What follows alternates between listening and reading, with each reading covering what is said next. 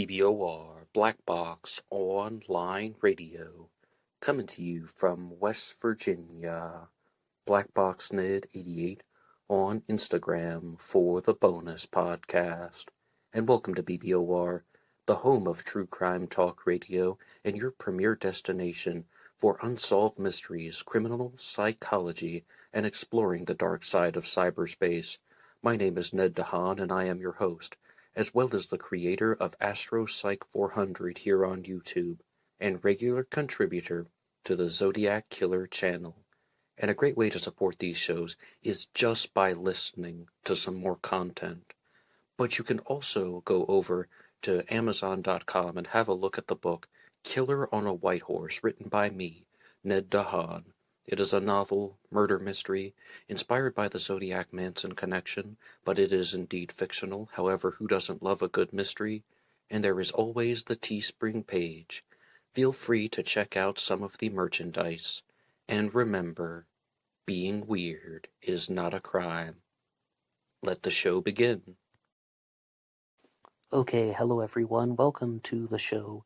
This episode is going to be a little bit different than some of the other content here on Black Box Online Radio.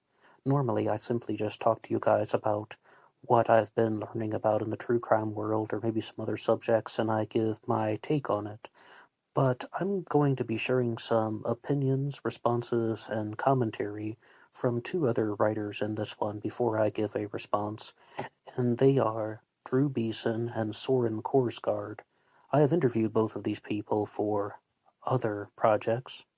I am also the host of the Zodiac Killer channel's Interview with the Experts series, and I had the opportunity to interview both Soren Korsgaard and Drew Beeson on that program. And before I say anything else, I would like to drop the quick announcement that here on BBOR, this weekend we'll see a return to the Zodiac Killer debunking series. So if there is a Zodiac Killer suspect out there that you have not seen yet in my debunking series here on this channel, or just someone whom you think is absolutely not the Zodiac Killer, you can put your suggestion in the comments section down below, and perhaps it will be featured in a future episode. But when I was interviewing Soren on that show, because he authored the book America's Jack the Ripper about the crimes and psychology of the Zodiac Killer, he started talking about Chris Kyle, the former U.S. Navy SEAL who actually met an untimely death of his own. He was murdered in 2013, but during his life he became famous for a book called American Sniper, which he authored, which was then turned into a movie of the same name.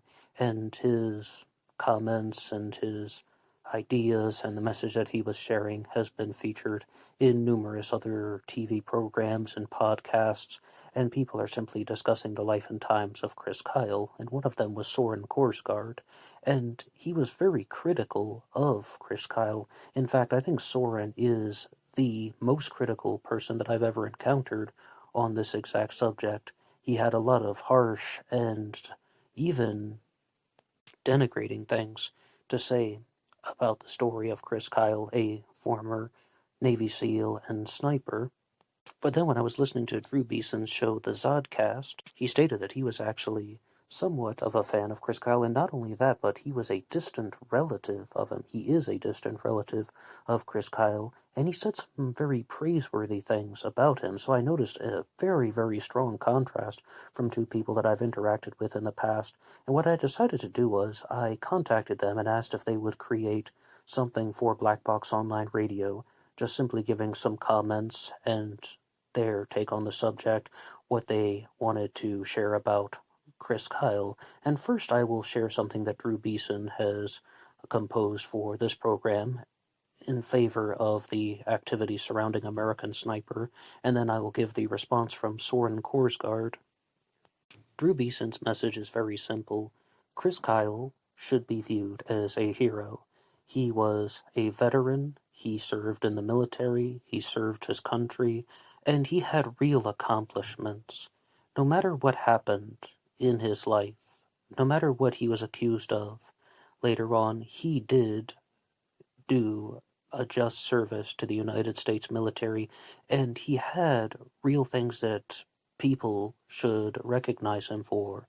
And the reason is not simply that he was a sniper who had at least 150 or 160 confirmed kills. That's not it. It's because he had a very good ability to act as that type of sniper. He could hit a target from 2,100 meters. And just to throw in a personal note, back when I was in the Scouts, we had some guy in our troop who hit a dime at 800 meters, and that was just extraordinary. No one else in the troop could do that. And we're not talking about 800 meters. It's really 2,100 yards. If you could hit a target at that length and that distance, that's something that the average person cannot do. And that's why people are so fascinated with snipers. It's not because of them simply being in the military or them even doing something like taking a human life. It's because they had an ability to do something that the average person cannot do. And they also do a job that is very, very difficult, both physically and mentally. So when it comes to the concept of war, it is a nasty situation, and some people say that there are no winners on either side of the war, but there are people who lose their lives, and then there are also people who come back from the wars with post-traumatic stress disorder, or maybe some people are injured and they have amputations, or maybe they even have some other type of debilitating reaction, like some people who came back from Desert Storm and the Gulf War were exposed to chemicals and it affected their bodies in some very, very unforeseen ways. So people who are in the United States military do a service. They do a job that the average person cannot do, but somebody like Chris Kyle did have an extraordinary ability. And for that reason, he should be viewed as a hero. When you look at people like baseball players, for example, maybe you can have some names that are coming to mind, maybe Hank Aaron or Babe Ruth. They are also paid to do what they do. Baseball players earn money, but that's not why they are viewed as heroes. It's because they had an extraordinary ability. They could do something that the average person could not. And that's where the focus should be. So, I mean, you can respond to anything you'd like to say down in the comments section down below. If there is a response that you're already thinking about, please feel free to write it down. Again, that was all created by Drew Beeson. And the response that Soren Korsgaard proposed to Chris Kyle without hearing Drew Beeson's comment is one that is in a very different turn, because, as I said, Soren was someone who definitely thought differently, and his take on the subject is that Chris Kyle is not the American sniper, he is the American monster. He killed people for whatever reason. He killed people, and not only that, he bragged about it. Whether he actually committed or actually carried out 150 or 160 successful sniper kills is beyond the point. It's beside the point. He even tried to brag about killing more people than that. So he was a twisted, demented individual who got off on the publicity surrounding the fame he already had from killing. And it is true that he was a veteran, but he was a veteran of the illegal Iraq War. Illegal plus killing is murder. So again, he's not the American sniper. He is the American murderer. And he threw himself into a culture of people who are just obsessed with death and bloodshed. And not only that, Chris Kyle was a pathological liar. He told an enormous amount of lies, whether it was about getting into a fight with Jesse Ventura, or whether it was about going on top of the Superdome in New Orleans and shooting looters during the events after Hurricane Katrina, or whether he was confronted by some people at a gas station and he said that he pulled a gun on them and retaliated. He told stories that simply were not true, and he tried to just overinflate his own self-image. And because I've had the opportunity to interview Soren in the past and talk to him about his research, I have learned some other things, and some additional comments that he said, including about the Zodiac Killer, about anybody who is driven to kill. There has to be something that I had overlooked even in my own true crime episodes here on Black Box Online Radio. And that when people are driven to kill, it is not only because of genetics or neurology or the experiences that they've had in their lives. It has to do with the hierarchy of values. Some way, somehow, this person has convinced themselves that killing is justifiable and that there is a reason for them to do this. They need to kill somebody else because of reason X. And also, if people are not going to be accountable for causing someone else's death, they will show a certain amount of indifference to that, or they have somebody to blame for whatever happens. Again, realigning their hierarchy of values. Because when it comes to the concept of taking someone else's life, if people think that they are going to go to jail for it, or they have a chance that they will face some type of immediate punishment, they will not behave that way. But if there is some type of external reason that would prevent them from going to jail or anything of the sort, then they will view that as a pathway to commit crimes, such as killing people. But with Chris Kyle, absolutely that is different. To be very clear, he was in the military and as a sniper, and Drew Beeson even had something to say about that, because he brought up a quotation from Jesse Ventura, who said that, okay, a lot of people are calling this guy Chris Kyle a hero, but in reality, he was just someone who was doing his job. He was just someone who was carrying out these missions because that's what he was supposed to do. He was a Navy SEAL. He was a military sniper, and that's the objective of a military sniper, and he accomplished that goal. But I think at this point, I will throw in my own experience with the subject, as well as tying into some additional comments from Drew and Soren. Firstly, I do greatly appreciate that they wanted to contribute material for Black Box Online Radio. The first time I learned about Chris Kyle was completely unbeknownst to me. I was reading an article about Jesse Ventura, someone whom I followed closely at the time, and it talked about how somebody was accusing him of some type of altercation that took place in a bar, and that Jesse Ventura had sued him for a very large amount of money, and that ultimately Jesse Ventura came out on top in the situation. And to help us out with that story, I would like to go over to an article from Navy Times, which was written by Steve Karnowski, and this was posted in 2017.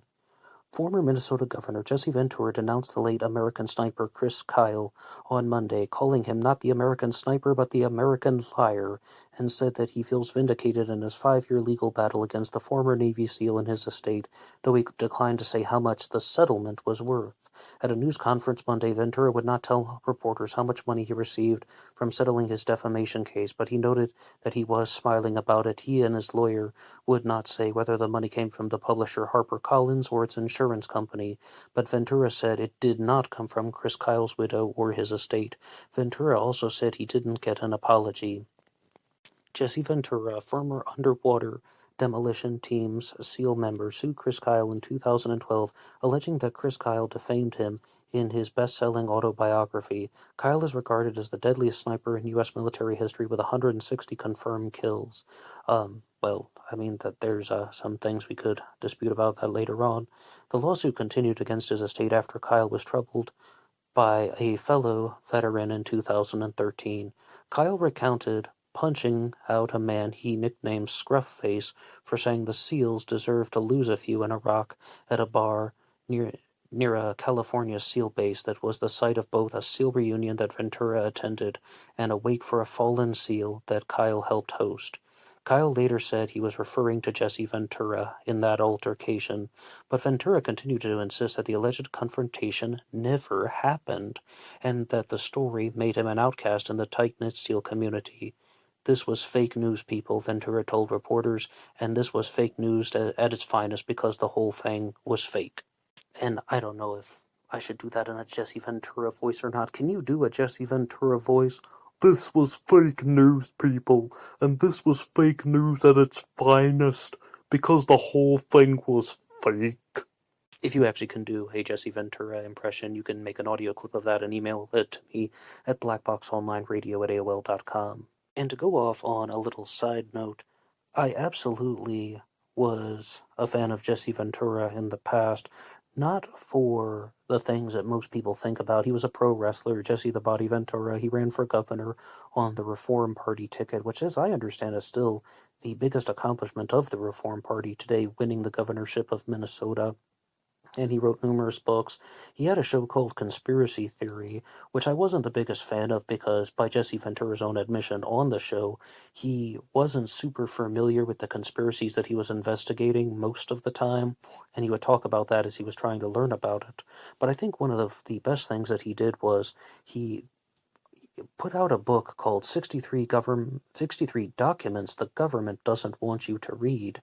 And I just appreciate that type of thinking because even though there's a little bit of commentary in there, it was mostly about sharing the documents, and it's simply encouraging people to investigate, encouraging people to look things up for themselves, and no matter what, that is a good thing to do, whether you would agree with his commentary or his brand of politics or anything that he has to say about life in general, but just encouraging people to learn more and to challenge the status quo and to wonder, why are they trying to hide things from us to begin with? We could talk for 3 hours about that. But in regards to the event with Chris Kyle, although Drew Beeson said some very praiseworthy things about him, he completely acknowledged that Kyle had a very frequent, not exactly an ability, but he had a very frequent habit of saying things that were not true. Habit was the word that I was trying to think of, as opposed to simply just stating the facts. And Drew said something to the effect of, he just could not stop lying, and there is a term for it. And perhaps you would think of pathological liar or chronic liar, someone who is doing it very frequently. Now, Drew did share one thing with me, and he says that firstly, he is not a psychologist, he is not a medical doctor, but he thinks that Chris Kyle had borderline personality disorder. And I can't comment too much on that because, again, I am not a psychologist or a medical doctor. But to respond in a very general way, I think that no matter what, Chris Kyle must have been dealing with some type of very intense mental health issue. And it's not because he was a sniper, and it's not because he was a war veteran. It's the fact that he would continually make up stories about the events that we've been talking about, like exaggerating the number of kills that he had, or shooting looters when he was on top of the Superdome in New Orleans, or getting into fights with people. And I really began to think about the people I've known who had that type of personality. Like, looking back on the past, it is significant of some type of mental issue. I don't even know if you could call it mental illness, again, because I'm not a doctor, but it's almost just like a very bad habit that leads to mental instability. By the way, that guy I was telling you about, the guy in our troop who hit the dime at 800 meters, the best shot in our troop, nobody actually saw him do that. And later on, we learned that, again, he would just make up stories about all of these other things that he did while shooting and such, and saying that he shot a deer in the hind leg, and then 1 year later he found a deer that had this type of mutated, rotting leg in the back, and it must have been the same deer, and then he killed it on that opportunity. I mean, is that actually true? Almost certainly not. I mean, so there is something that is involved with the way that people want to share stories in this type of exaggerated way, and the fact that they keep doing it even when they realize that they are getting caught.